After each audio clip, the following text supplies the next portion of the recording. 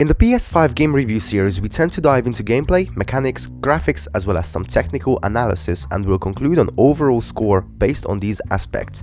Like, subscribe, and enjoy the video. For a zoomed out perspective, Biomutant's world is sprawling and beautiful. Visually, developers Experiment 101 expertly crafted a vision of our planet long after humans destroyed it with pollution and negligence. When you look over a tall cliff, you see the Tree of Life towering in the distance, breathing vitality into the forests connected to it. On the ground, mutant creatures split off into different factions and tribes have taken over what humans left behind. It's clear that this project was a massive undertaking, especially for a small team like Experiment 101. But when you take a closer look, Biomutant just is not all that exciting. There's no denying the imagination behind the project, but it has some fairly serious flaws that keep it from ranking alongside the best open world games. Take Nintendo's Breath of the Wild for instance. Your first main objective is destroy Ganon. That's it. That's all you know about what you need to do to save Hero Kingdom. There are other pieces of the main quest, but they are shrouded in some mystery, giving players a chance to figure things out on their own. I wanted Biomutant to do the same. Allow players the room to explore without giving everything away almost immediately after emerging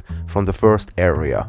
Biomutant contains 3 different plot lines and things get a little scrambled. First off, there are the 4 giant monsters called World Eaters munching away at the roots of the Tree of Life, threatening yet another apocalypse. Next, there are 3 warring tribes with outposts scattered across the map. Once you've chosen a tribe with which to unite with, it's your job to infiltrate the other strongholds and take them down. Last and probably least, there's the classic revenge plot. An evil monster named Lupa Lupin kills your mother, who taught you everything you know about fighting. Choosing a tribe to ally with locks you into certain goals, uniting or conquering the tribes, and either saving the Tree of Life or letting it die. The enemy-based conquest missions quickly unfold to be largely just a series of repeated sequences and recycled episodes. There's no real flexibility when it comes to taking over outposts, and the invisible walls will stop you if you try to come at it from different angles. You can only tackle them via a rigid series of encounters repeated from tribe to tribe and base to base, whether you're trying to reunite the tribes or conquer them. I've worked for a peaceful tribe whose leader warned me against using collateral damage, and in a New Game Plus mode, an evil tribe who demanded mayhem, and the process involves lighting exactly the same amount of hay on fire. I asked myself, what was even the point? An even bigger letdown came later as I began to tackle Biomutant's 4 key World Eater bosses. The boss fights are identical whether you're trying to stop them from eating the Tree of Life or you're trying to let them eat it. They just come back to life and keep on munching, making the whole encounter pointless. Preparation for each boss tends to follow a consistent formula. Gather a bunch of parts for a vehicle and catch 5 tiny creatures that you will later be able to launch at these bosses as a distraction.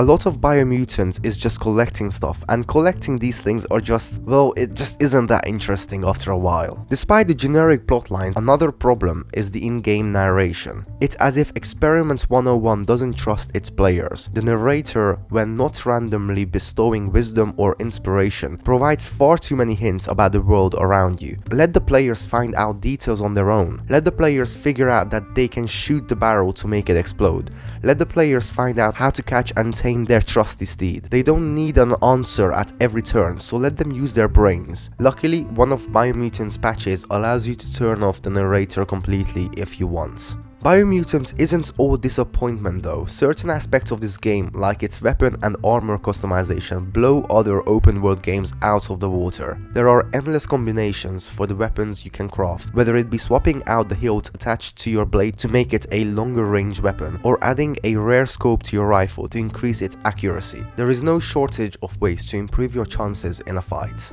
Unfortunately, the weapon and gear customization doesn't make up for what's lost in Biomutant's combat. Each enemy encounter ultimately turns into a tedious task of whittling down your opponent, big or small, until their health drops to 0. I never felt challenged to think how I would approach a fight. It was just pressing the same buttons until the beast in front of me fell. Unlike other open world games with heavy doses of combat, Biomutant's battles felt mostly pointless with very little strategy. It really is a shame that the missions and objectives feel stale so quickly because the world itself is very impressive. There's a great sense of grand scale, particularly particularly with things like the enormous tree of life and landmarks like collapsing bridges and a decaying dam. It's extremely varied too, from thick forests to scorching deserts and radioactive zones to barren wastelands. Open world games are a challenge to create. Building and optimizing a 20 square mile map filled with detail and secrets is an undertaking, and when you have a team as small as Experiments 101, it becomes clear why larger AAA studios